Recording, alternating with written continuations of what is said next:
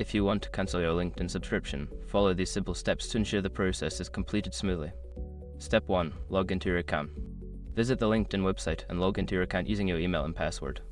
Step 2. Access your premium settings. Once logged in, click on the Me icon at the top of your LinkedIn homepage. From the drop-down menu, select Settings and Privacy. Step 3. Navigate to Subscriptions. In the Settings menu, look for the Subscriptions section. Click on it to view your current subscription details. Step 4. Cancel your subscription. Find the option to manage your subscription. Click on Cancel Subscription and follow the prompts to confirm your cancellation. Step 5. Confirm cancellation. After cancelling, you should receive a confirmation email from LinkedIn. Check your email to ensure that your subscription has been successfully cancelled. By following these steps, you can easily cancel your LinkedIn subscription. If you have any further questions or need assistance, consider reaching out to LinkedIn support.